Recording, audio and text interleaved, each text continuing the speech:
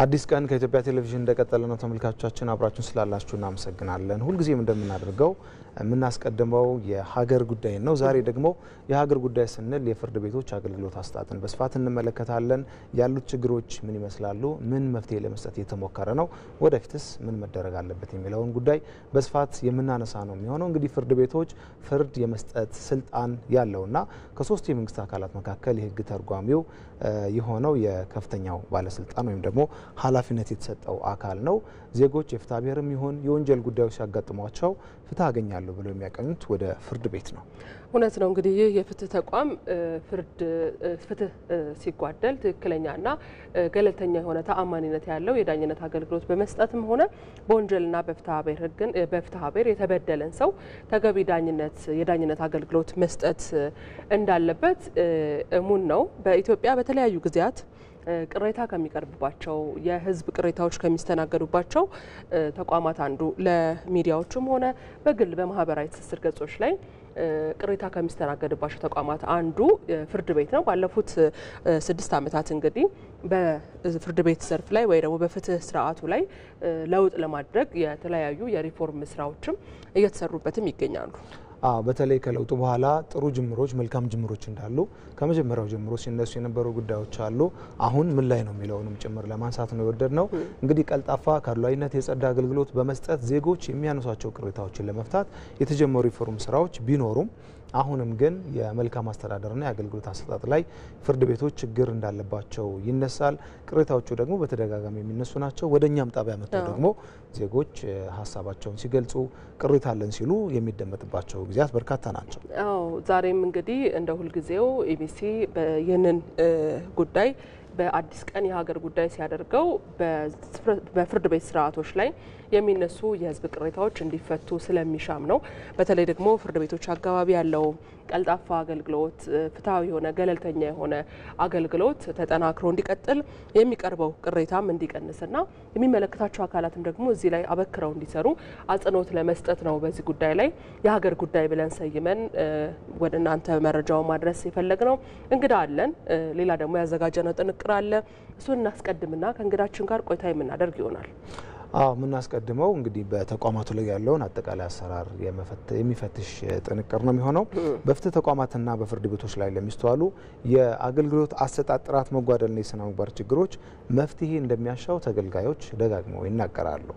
የፍርድ ቤቶች የዳኝነት አገልግሎት ፍርድ ባለማዛባትና ፍትህ ባለማጓደል ስራቸውን በገለልተኝነት ማከናወን እንዳለባቸው ይነገራል። ምንተስለው ይልማ ነው ያዘጋጀልን። ተከታትለን እንመለስ። ሰውን የሚያክል ገለው ሰውን የሚያክል ቤተሰብን ይህን ሁሉ በትነው ስንት ነገሮችን አድርገው በ4 ዓመት በአሰቃቂ ሁኔታ የተገደሉ ሰዎች በነጻ በቃ እንደተለቀቀ ይቆጠርና እኔ ጠዋት ነው የምሰራው ከሰዓት የለሁም። ስለዚህ እኔ ከሌለው ደግሞ ውሳኔ የሚሰጥ የለም። ውስጥ ለውስጥ ደግሞ ጉዳይ ገዳይ የሚባሉ አሉ። ፍርድ ቤቶች የሕግ የበላይነትን በማስከበር ረገድ ያላቸው ሚና የላቀ ስለመሆኑ ይነገራል። ከለውጥ ወዲህ በኢትዮጵያ የፍትህ ስርዓቱን ዘመናዊና ተደራሽ በማድረግ ለዜጎች ቀልጣፋ የሕግ አገልግሎት ለመስጠት በትኩረት እየተሰራ ነው። የፍርድ ቤቶች የአገልግሎት አሰጣጥ ሁኔታ ምን ይመስላል? የሚስተዋሉት ችግሮች ምንድናቸው? ኢቲቪ በዚህ ጉዳይ ላይ ተገልጋዮችን አነጋግሯል። ከአገልግሎት አሰጣጥ ጋር በተያያዘ ዛሬም የመልካም አስተዳደር ችግር ከሚስተዋልባቸው ተቋማት መካከል ፍርድ ቤቶች ተጠቃሽ ናቸው። አቃቢ ሕጎች በየሰዓቱ ነው የሚቀያየሩብን። እኛ ማስረጃ ተሰብስቦ ፍርድ ይሰጣል ሲባል ሌላ አቃቢ ይቀየራል። ምንድነው ስንል የስራው ባህሪ ነው ይባላል እና ተመጣጣኝ ፍርድና ተመጣጣኝ ኬዙን የያዘው ሰው አስተማማኝ ነገር አድርጎ ኬዙን አድርጎ ጥሩ ፍርድ እንዳይፈረድ በየጊዜው ይቀያየሯቸዋል። ያሰራሩ ነው ይላሉ። እኛ ይሄ እንዴት ምክንያቱም እኛ ጠበቃ ማቆም አንችልም። ከሳሽ አቃቢ ሕግ ነው ይባላል። ሲጀመር ለኔ 17 ዓመት ራሱ ለሰው ልጅ ህይወት በቂ አይደለም። ይሄ ሰው የሚያጎለው ቤተሰብ የለውም፣ የሚጎዳው ሰው የለውም። እነሱ ቤተሰብ አስተዳዳሪ ነን እምንጦረዋለን ልጆች አሉን ብለው ማቅለያ አረንጓዴ አሻራ ደም መለገስ ብለው ቦንድ መግዛት ብለው አቅርበው ይሄ ሰው የጎደለበት ይሄ ሰው የልጆቹ ቤት እኮ ተዘግቷል። ልጁ በሽተኛ ሆኗል እኮ እናቱ ቁልቁል ጫጭታለች እኮ ሚስቱ አንገቷን እንደደፋች ነች ያለችው እኮ። የዚህ ሰው ጉዳት አይታይም? ስንቱን ነው የጎዳው? ወዴት እንሂድ? ይሁን 17 ዓመት 10 ዓመት ከ6 ወር ሲባል ይሁን ብለን ተቀበል ምንም ማድረግ ስለማይቻል እንደገና እዚህ ቁጭ ባልንበት 4 ዓመት ቢለቋቸውስ ምንድነው እያደረጉ ያሉት? እውነት የበላይ እውነት የሚመለከት ካለ እውነት ህጉ በአግባቡ የሚተገበር ከሆነ ይሄንን አይቶ ፍትህ እንዲለን ነው እኛ የምንፈልገው። በፍትህ ተቋማት የለውጥ ማሻሻያ ፍኖተ ካርታ ተቀርጾ ወደ ተግባር ከተገባ ዓመታት የተቆጠሩ ቢሆንም ፍርድ ቤቶች ያለ አድሎ በእኩልነት ፍትህን ባለማጓደል ስራቸውን በገለልተኝነት እያከናወኑ አይደለም ሲሉ ተገልጋዮች ይተቻሉ። ለልጆች ትኩረት ከመስጠት ይልቅ ንብረት ላይ ትኩረት ሲያደርጉ ታያለ።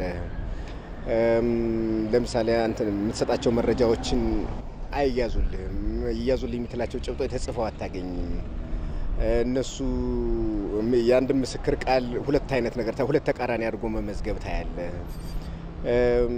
ያልተሰራ ነገር ተሰርቷል ተብሎ ውሳኔ ተሰጥቶ ነው አሁን የኔ ትልቁ ችግር። ከዳኛ ጭብጥ አመዘጋገብ ጀምሮ ዳኛ ግራቀኝ ያሉ ወገኖችን እኩል ከማየት ጀምሮ ድክመታል።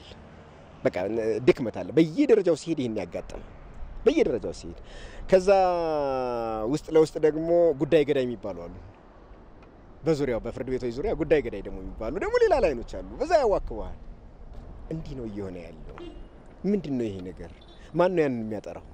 ፋይል ጠፋ ይባላል፣ ዶክሜንት ይጠፋል። ያያያዝከው ዶክሜንት ይሄን ስትል ያ ዶክሜንት የለም ይጠፍቷል ይባላል፣ ፋይል ጠፋ ይባላል። እና በጣም ብዙ ከፍተኛ ችግሮች ነው ያሉትና እኔ ምለው አሁን ባለበት መንግስትና ህዝብን የሚያጣሉ ሰዎች በከፍተኛ ሁኔታ ያሉበት ቦታ ነው ይመስለኝ። ፍትህ ከሌለ መንግስት የለም እያለ ነው የሚኖረው ማለት ነው።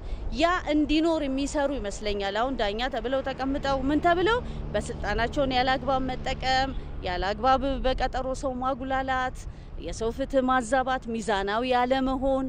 እሺ ውሳኔ ስጡን። አይ እኔ ጠዋት ነው የምሰራው ከሰዓት የለሁም። ስለዚህ እኔ ከሌለው ደግሞ ውሳኔ የሚሰጥ የለም። ለሙስና የሚያመቹ ብልሹ አሰራሮች፣ የስነ ምግባር ጉድለት እንዲሁም የአገልግሎት አሰጣጥ ጥራት መጓደል በፍትህ ስርዓቱ የሚስተዋሉ ተግዳሮቶች ናቸው። እኔ መንግስት ይፍረደኝ። 7000 ብር ጨርሼ ነው ያስመጣሁት።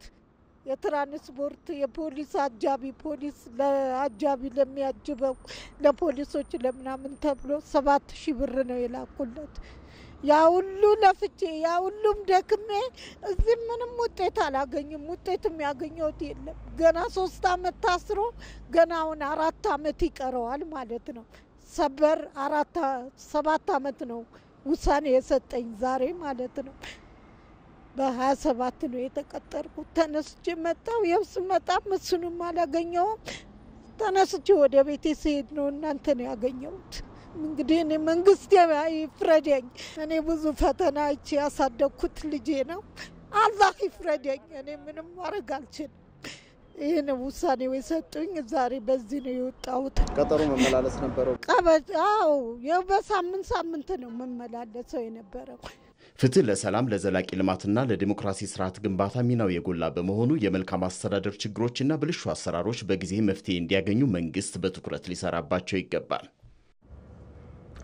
እዚህ ጉዳይ ላይ ነው የምንቆየው። ቀደም ሲል በነገርናችሁ ጉዳይ ላይ እንግዳ ጋብዘናል። የጠቅላይ ፍርድ ቤት ምክትል ፕሬዝዳንት ወይዘሮ አበባ እምቢያለ እዚህ ስቱዲዮአችን ይገኛሉ። እናመሰግናለን ወይዘሮ አበባ። እናመሰግናለን። እንግዲህ ባለፉት 5 እና 6 ዓመታት ሪፎርም ያስፈልጋቸዋል ተብለው ከተለዩና ከተሰራባቸው ዘርፎች መካከል አንዱ የፍትህ ስርዓቱ ነው። ፍርድ ቤቶች ዘመናዊ ቀልጣፋና በጣም ተደራሽ አገልግሎት እንዲሰጡ ሰፊ ስራ ለመስራት ተሞክሯል። የዳኝነት ስርዓቱንም እንዲሁ ለማሻሻል ጥሩ ጅምሮች እንደነበሩ በተደጋጋሚ የተነሳ ጉዳይ ነው። በሪፎርሙ ልክ ግን ፍርድ ቤቶች ያላቸው አሰራር አጠቃላይ ውጤታማ ነበሩ ወይ ማለት ይቻላል ወይ? እሺ፣ አመሰግናለሁ። እኛም የዳኝነት ተጠያቂነት፣ ነጻነት፣ ተደራሽነትና ጥራትን በተመለከተ በ5 ዓመት የስትራቴጂክ እቅዱም ሆነ በፍኖተ ካርታው ትኩረት ሰጥተን እንደ ግብ ይዘን እየሰራን ያለንበት አግባብ ነው ያለው።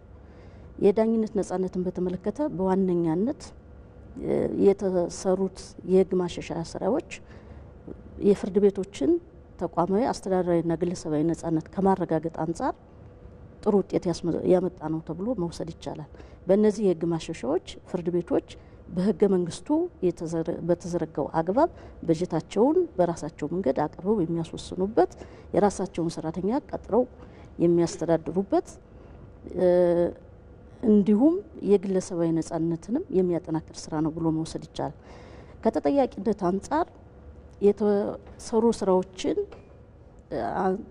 መውሰድ ከተሰሩ ስራዎች መካከል አንደኛው የዳኞችን ተጠያቂነት በተመለከተ የዲስፕሊን ደንብ ተሻሽሎ ስራ ላይ ውሏል። ሌላው ደግሞ በፊትም ያልነበረውና ተጠናክሮ የተሰራው በሶስቱም የፍርድ ቤቶች ደረጃ የኢንስፔክሽን ስራ በዳይሬክተሮች ደረጃ ተሰርቶ መመሪያም ወጥቶለት በዚህ መልኩ ተጠናክሮ እየተሰራ ነው ያለው። ሌላኛው የመዝገቦች ኦዲት ስራ ፖስት ኦዲት ስራ የምንለው እሱም መዝገቦች ኦዲት ይደረጋሉ። እንደግኝታቸው አስተዳደራዊ መፍትሄ የሚሰጥባቸውን አስተዳደራዊ መፍትሄ ይሰጥባቸዋል። ተጠያቂነት የሚያስከትል ከሆነ በዛ መልኩ ማየት ይቻላል። ሌላው ከተጠያቂነት አንጻር የተሰራው ስራ አሁን በቅርቡም በጠቅላይ ፍርድ ቤት በውስጥ አቅም የለማው የቴክኖሎጂ ስራ ባለጉዳዮች ማንንም በችሎትም ተገልግለው እንደወጡም ሆነ በአካል ቢሮ ድረስ መሄድ ሳያስፈልጋቸው በራሳቸው ኪዋር ኮዱን የለማውን ኮድ ተጠቅመው በቃልም በቴክስትም አቤቱታ የሚያቀርቡበት ጥቆማ የሚያቀርቡበት ስርዓት ተበጅቷል። ሌላ በቅርበት ከችሎት አገልግሎት ላይ ችግሮች እንዳይገጥሟቸውና የሚነሱ ጥያቄዎችን በቅርበት ለመመለስ የሚያስችል በየችሎቶቹ በየምድብ ችሎቶቹ የአስተባባሪ ዳኞችም የሚገኙበት አሰራር ተዘርግቷል። ይሄ አንድ እንደ ጥሩ ውጤት ማየት ያለብን ነው ከተጠያቂነት አንጻር ማለት ነው። ሌላው ቅልጥፍናን በተመለከተ የተሰራው በፊት ያልነበረው ጉዳዮች በተለይ የፍትሐ ብሔር ጉዳዮች የሚጠናቀቁበትን ጊዜ ተጀምረው እስከሚጠናቀቁበት ድረስ እንደ ጉዳዮቹ ይዘትና ክብደት የጊዜ ገደብ ተበጅቶላቸዋል። ይሄ ቅልጥፍናን የሚያበረታታ ጥሩ ለውጥ ያመጣ ነው። ይሄ ማለት ለውጥ ሂደት እንደመሆኑ መጠን አሁንም የሚዘገዩ መዝገቦች የሉም ማለት አይደለም፣ ሊኖሩ ይችላሉ። ግን ትልቅ ለውጥን ያመጣ ነው። ባለጉዳዩም ሲመጣ ከተዘረጋው አሰራርና መመሪያ አንጻር ጉዳይ መቼ ያልቃል የሚለውንም ማወቅ የሚችልበት አሰራር ነው። ሌላው ከተደራሽነት አንጻር አሁን እየተሰራ ያለው ትልቅ የቴክኖሎጂ ስራ የሚያመጣው ለውጥ እንደተጠበቀው ነው። በቴክኖሎጂ የታገዘ አገልግሎት መስጠት መቻሉ በተለይ በጠቅላይ ፍርድ ቤት እንደሚታወቀው ከሀገሪቱ ክፍል የሰበር ጉዳዮች ይመጣሉ። ባለጉዳዮች ሳይንገላቱ ባሉበት በኢፋይሊንግ የሚስተናገዱበት ፋይል መዝገብ ከፍተው በቪዲዮ ኮንፈረንስ የሚስተናገዱበት ስራ የተጠናከረ ስራ ተሰርቷል ማለት ይቻላል። እንዲሁም የአካል ተደራሽነትን ለማረጋገጥ በሶስቱም ደረጃ በየምድብ ችሎቶችን የማስፋት የተዘዋሪ ችሎቶችን የማስፋት ስራ ተሰርቷል። ከጥራት አንጻርም በየጊዜው ችግሮችን እየለዩ የውስጥ አቅምን የማሳደግ ስራ አጠናክረን እየሰራን ነው ያለው። በአጠቃላይ ለውጥ ሂደት ነው። ለውጥ ጊዜን ይጠይቃል። እስካሁን በዋነኛነት በ5 ዓመት ውስጥ የተሰሩ ስራዎች ለለውጡ መሰረት የሚሆኑ ህጎችና አሰራሮችን በመስራት ላይ ያተኮረ ስራ ተሰርቷል። እነዚህ የጠቀስኳቸው ውጤቶችና ሌሎችም ወደፊት በተዘረጋው አሰራርና ህግ መሰረት የሚመጡ ለውጦች ተጠናክረው ሲታዩ ተስፋ ሰጭ ስራዎች ተሰርተዋል፣ ጥሩ ውጤት ተገኝቷል ብለን እንገመግማለን። ነገር ግን አሁንም ማስመር የምፈልገው የሚፈለግበት ደረጃ ለመድረስ ግን ብዙ የሚቀሩ ስራዎች እንዳሉም ደግሞ ሊታመንበት ይገባል። ወይዘሮ አበባ ቀደም ሲል በሄደው ጥንቅር ላይም ያየናቸው ችግሮች አሉ። ከፍትህ ስርዓቱ ጋር ተያይዞ ቀልጣፋ መሆን፣ ገለልተኛ ትክክለኛውን የሆነ ዳኝነት መስጠት ላይና እንደው የተወሰኑ ጥያቄዎችን ላንሳ።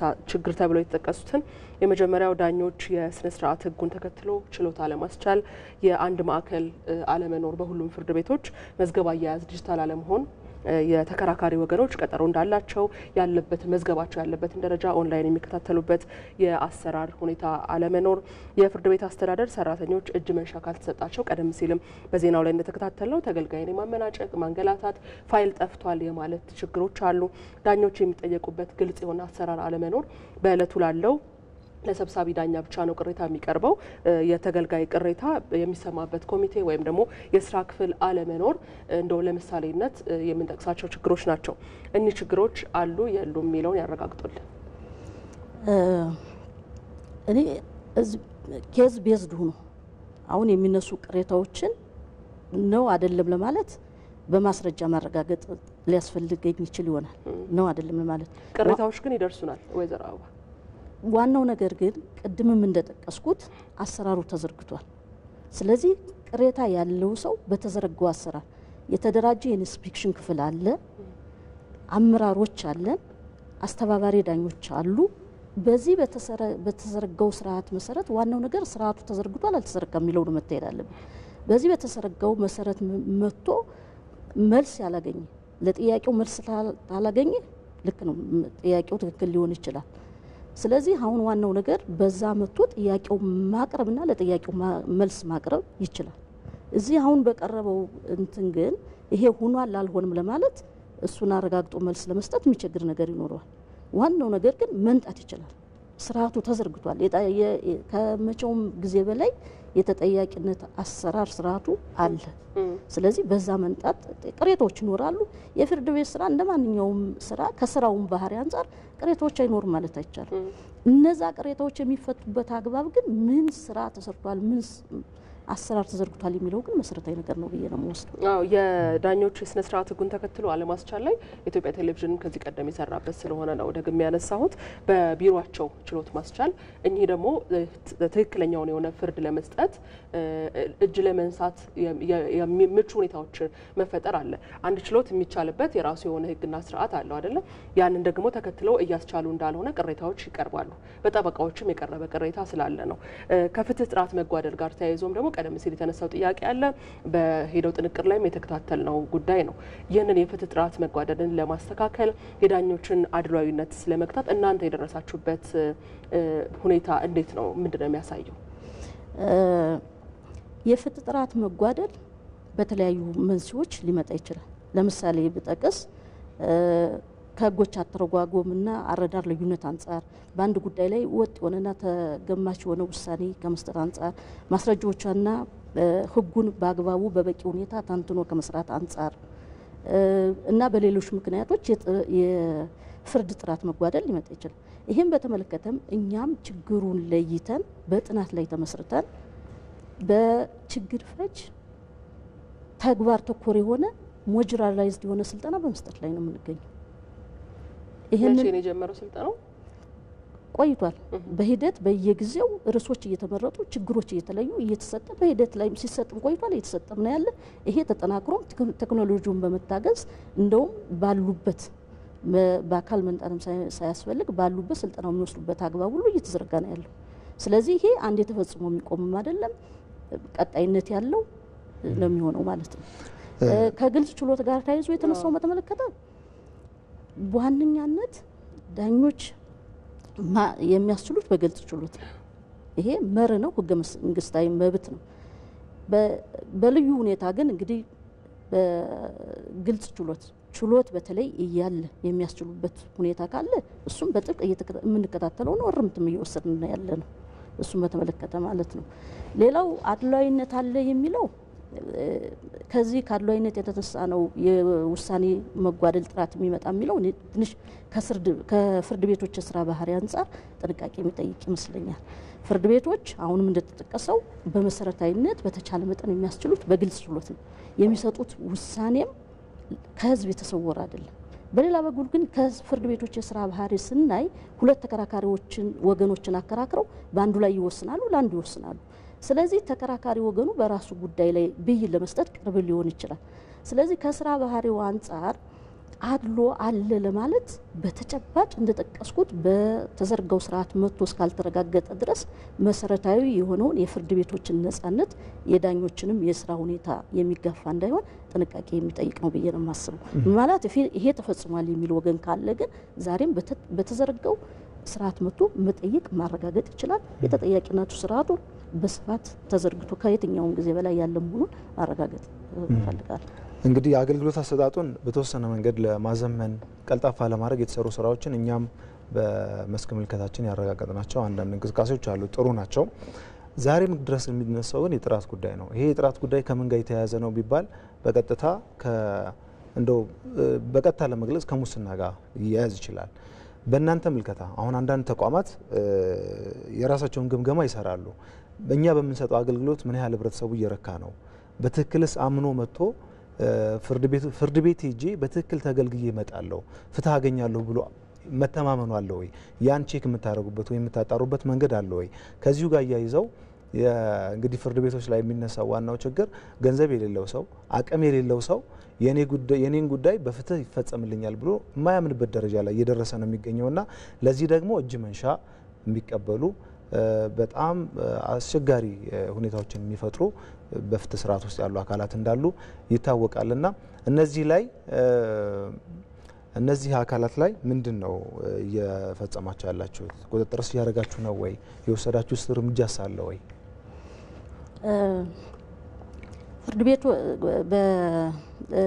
ባለጉዳዮች በፍርድ ቤት ተማምነው ጉዳዮችን የማንጣት ነገር አለ ወይ የሚለው በትክክል አለ። በየጊዜው የሚመጡ የጉዳዮች ብዛት ሲታይ በራሱ ይሄንን የሚያረጋግጥ ነው የሚሆነው ማለት ነው። ሌላ የአገልግሎቱን አሰጣጥ የምትለኩበት መንገድ አለ ወይ የሚለው በየጊዜው የዳሰሳ ጥናቶች ስራዎች እንሰራለን። የመጡ ለውጦችን እንከታተላለን፣ እንገመግማለን። ሌላ አሁን እንደተነሳው የሚነሳው የስነ ምግባር ወይም የሙስና ችግር ነው። እኛ እስከምናውቀው ድረስ በማስረጃ ተጣርተው ተለይተው የመጡትን እርምጃ ያልወሰድንበት ምንም አይነት ሁኔታ የለም።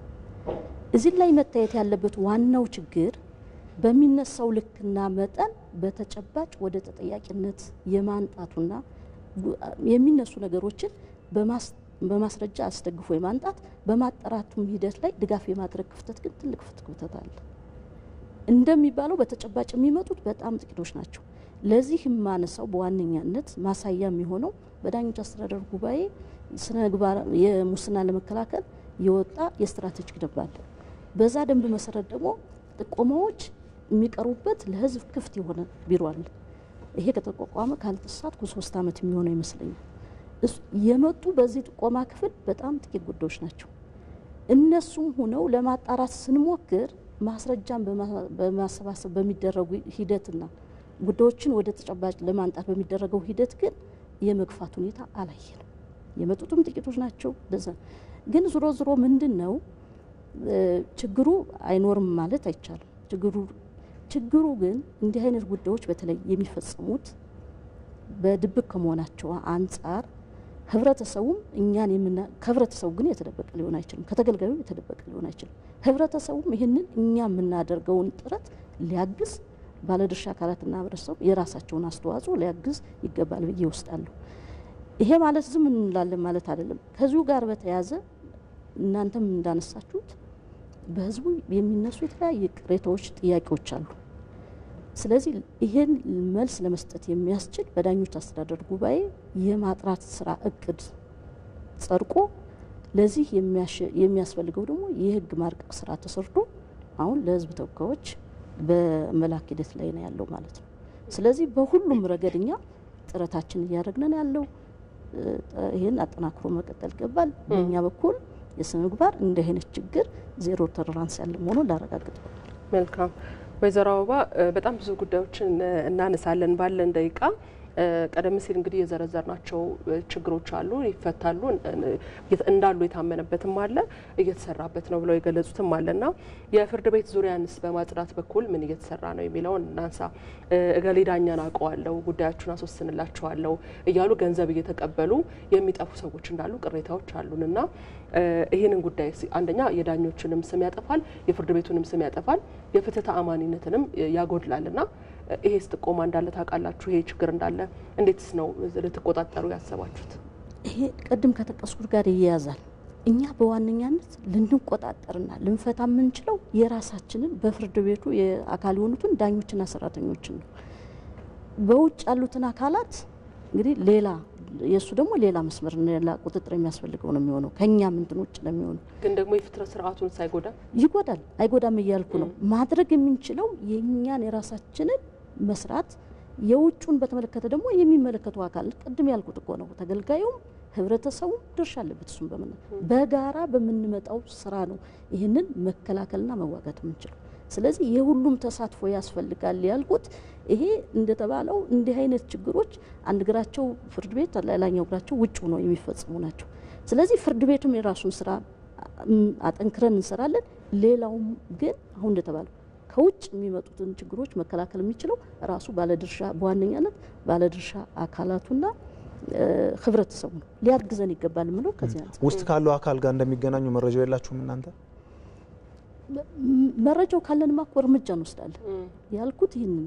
በብዛት እንዲህ አይነት ስራዎች በድብቅ ነው የሚሰሩት። ከተደረሰበትማ በምንም ታምር ተወረድ የሚደረግ አይደለም። በግልጽማ ሊሰራ አይችልም እኮ ወይዘሮ አበባ አይደለ እኮ ይሄንን የመቆጣጠር ስርዓቱ ስለምንድነው ዋናው ፖይንታችን ምንድነው የፍትህ ስርዓቱን ተአማኒነት ይቀንሳል የሚል ነው። በዚሁ ደግሞ አያይዘው እንዲመልሱልን የተራዘመ ጊዜ ቀጠሮ እንዲሁ እንደ ችግር ይነሳል አይደለ? በፍርድ ቤቶች ላይ ያለው የተራዘመ ጊዜ ቀጠሮ ይሄንንስ በትክክለኛው ጊዜውን ጠብቆ ለማስቻል ወይ ደግሞ ውሳኔውን ለማስወሰን ምንድነው አስቸጋሪው ነገር? ይሄ እንዳልኩት እንግዲህ አልፎ አልፎ አሁን ይሄ የፍርድ ቤቶች የቅልጥፍናን በተመለከተ በዋነኛነት የፍርድ ቤቶች አሁን ባለው የችግር መገለጫ ነው አድርጎ መውሰዱ ትንሽ ይቸግረኛል። እሱ በጣም ከቅልጥፍና አንፃር ፍርድ ቤቶች የተሻለ አገልግሎት ውዝፍ ስራዎችን ስትራቴጂ ማውጥተው እየሰሩ የቀነሱበት አሰራር ነው ያለ። ይሄ ማለት ግን ሙሉ ለሙሉ አይጠፋም ማለት አይደለም። የጉዳዮች ከዳኞች ቁጥር ጋር አለመጣጠን፣ ጉዳዮችን ለማጣራት የሚወስደው ጊዜ አንዳንዴ ከሌላ አካላትም ማስረጃ ማሰባሰብ የሚጠይቅ በተለያየ ምክንያት የተወሰኑ ጉዳዮች ረጅም ቀጠሮ ወስደው ሊሆን ይችላል። ይሄ ግን አሁን መገለጫ ችግር ነው ብሎ መውሰድ የሚቻል አይደለም። በቅልጥፍና ረገድ ቅድምም እንዳልኩት ስታንዳርድ ሞቶ እየተሰራ ስለሆነ በጣም የተሻለ ውጤት ለመሆኑን በአጠቃላይ መውሰድ ይቻላል። ኤክሰፕሽናል ጉዳዮች ግን አይኖሩም ማለት አይቻልም። ቀደም እያሉ ነበረ የዳሰ ጥናት እናካሂዳለን ብለዋል። ምን ያሳያል እሱ? ዛሬም ድረስ ህዝቡ በፍርድ ቤቶች ላይ እምነት አለው? በእናንተ ተቋም አገልግሎት ላይ እምነት አለው? ምን ያሳያል? እንግዲህ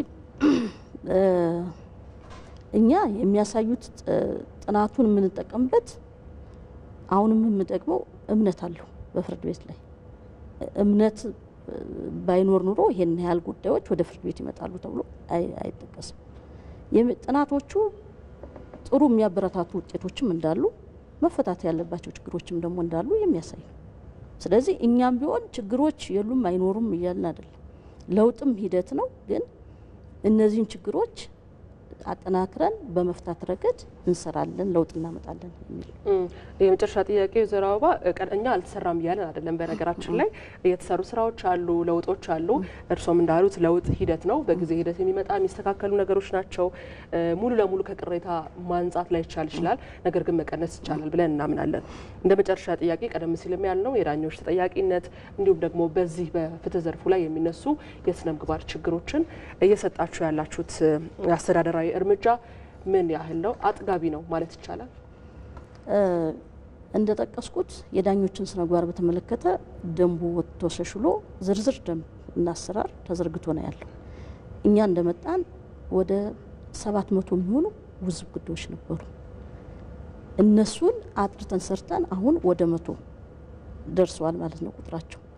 ስለዚህ አሁን እነዚህን ውዝፍ ስራዎች በፍጥነት መስራት መቻሉ አሁን ባለውም ከስር እየመጡ ያሉ ጉዳዮች ከስር እየታዩ ያሉበት ስርዓት መዘርጋቱ ሲታይ ትኩረት እየሰጠን እየሰራ መሆኑን ማሳያ ነው ብሎ መውሰድ ይቻላል። ተገልጋዮች ቅሬታ ካላቸው በምን ያቀርቡ? እኛም በቀጣይ እንደው ለክትትልም እንዲሆነን ሰው በይሄኛውን አይነት ጉዳይ በዚህ መልኩ በይሄን ዲጂታል አይነት ቴክኖሎጂ በመጠቀም ማቅረብ ይችላል የሚሉት የመጨረሻ ጥቆማ ይስጡና እንጨርስ። ቅድም እንደገለጽኩት ሰፊ አማራጮች ተዘርግተዋል። የኢንስፔክሽን ዳይሬክቶሬት አለ፣ እኛ አመራሮች አለን፣ አስተባባሪ ዳኞች አሉ። ከዚህም አልፎ ደግሞ በአካልም መሄድ ከቸገራቸውና የማይችሉ ወይም የማይፈልጉ ከሆነ በለማው ቴክኖሎጂ ይሄ ጠቅላይ ፍርድ ቤት ነው አሁን በቅርቡ የለማው እዛው ላይ ችሎትም ሆነ ከችሎት እንደወጡ በቴክስትና በድምጽ ቅሬታቸውን ቆማቸውን ማቅረብ በምን አይነት የአጭር መልእክት ነው እነሱ ጽፈው በቴክስትም በድምጽ ራሱ ቀርጸው ማስተላለፍ ማቅረብ ይችላሉ። መልካም። የፌዴራል ጠቅላይ ፍርድ ቤት ምክትል ፕሬዝዳንት ወይዘሮ አበባ አምቢያለ እዚህ ስቱዲዮ በማልዳ ተገኝተው ይህን የመሰለ ማብራሪያ ስለሰጡን ከልብ እናመሰግናለን።